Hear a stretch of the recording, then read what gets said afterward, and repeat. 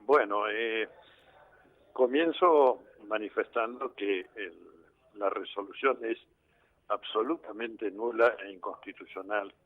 Ujú. Esto porque si no se puede, por vía de decreto, legislar en materia penal, y esto está taxativamente dicho en dos párrafos del artículo 99, inciso tercero, que es el que regula las potestades del Poder Ejecutivo, mucho menos va a poder un ministro, vía resolución, cambiar legislación penal, ¿no? Esto es un disparate institucional que solamente puede ocurrir bajo este gobierno y que es parte del derrumbe de las instituciones al que estamos asistiendo. Bueno, tan cierto es esto que ya hoy he visto que el doctor Luis Alena ha presentado una denuncia contra la ministra de Seguridad, que debería abarcar también al presidente de la Nación, porque esto, si se publica en el boletín oficial, es porque ha pasado por la oficina de presidencia, para impugnar esta resolución inmunda que contraría lo que dice, repito, el artículo 99, inciso tercero, que establece en su primer párrafo y textualmente: el Poder Ejecutivo, bajo pena de nulidad insanable y absoluta, no podrá emitir disposiciones legislativas.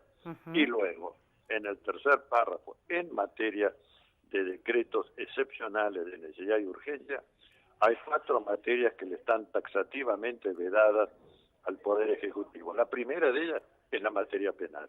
Ujú.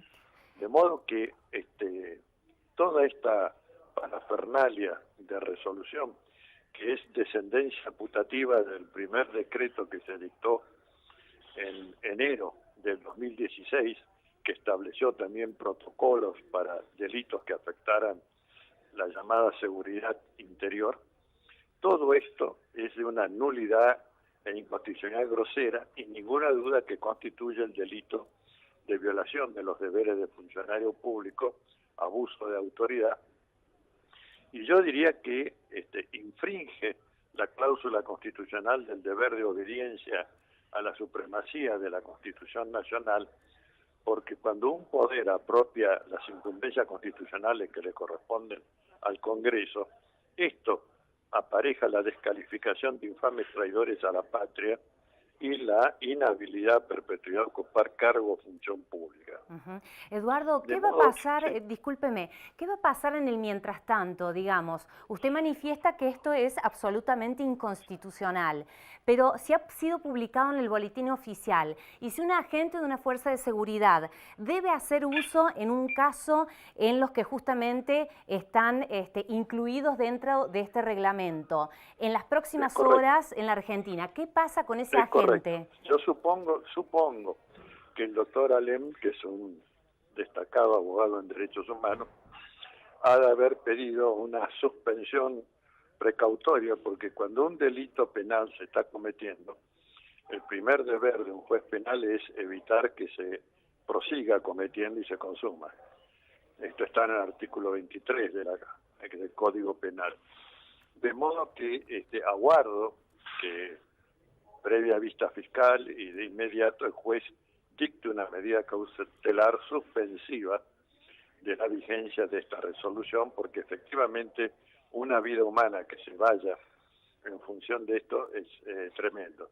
Ya de por sí, el día de ayer hubo el asesinato de un joven que portaba un arma de juguete y la policía le disparó sin ningún tipo de protocolo previo para verificar si realmente había una situación de amenaza.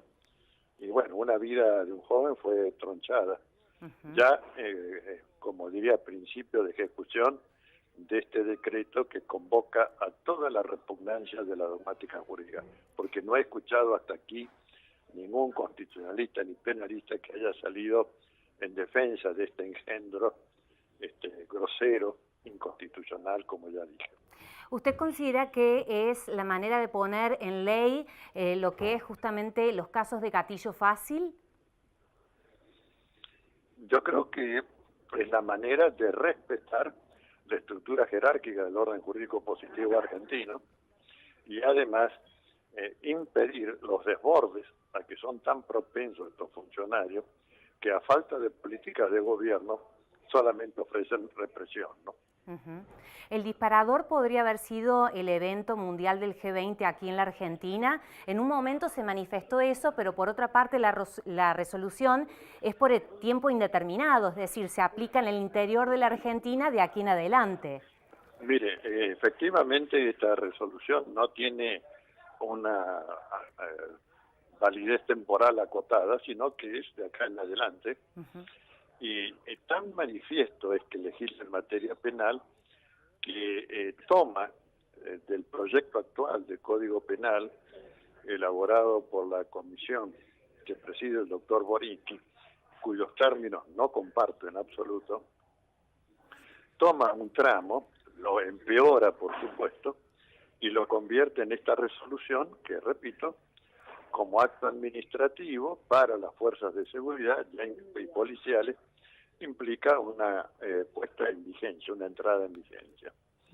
Aguardo, vuelvo a decir, que el juez penal advierta la peligrosidad y el grado de derrumbe institucional que nos convoca este gobierno y frene inmediatamente y sancione de manera condigna, y creo que esto amerita también el juicio político de remoción de la ministra, ¿no?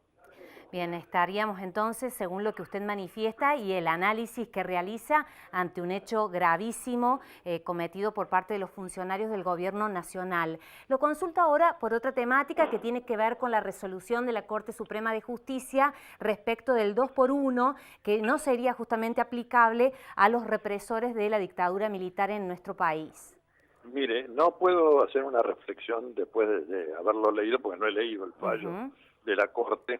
Recién en horas estará en la página web del Poder Judicial, así que lo único que puedo decir es que felicito, por lo menos, que 3-1 se haya derrumbado este otro engendro, aunque es lamentable que precisamente el voto supérstite de mantenimiento es del presidente de la actual integración de la Corte Suprema de Justicia de la Nación, compañero de cátedra de Teoría General de Filosofía del Derecho en la Universidad de Buenos Aires, y que creo realmente que implica un grueso desconocimiento de los compromisos asumidos por la nación argentina en materia de crímenes de lesa humanidad o crímenes de guerra, en todos los cuales no puede haber concesión de beneficio alguno para los autores penalmente responsables. De modo que deploro que la postura que ha sostenido doctrinariamente la siga manteniendo ahora en función de la magistratura, porque más allá de que le puedan provocar cierta reserva a los tratados internacionales, más allá de su convicción personal, los tratados son parte de la ley suprema de la nación por virtud del artículo 75, inciso 22 de la Constitución. Y cuando haya leído el fallo, me comprometo a comentarles qué me parece la fundamental. Por supuesto, lo estaremos consultando. Bueno, Eduardo, le agradecemos la comunicación con Primero Noticias. Ha sido muy amable. Gracias.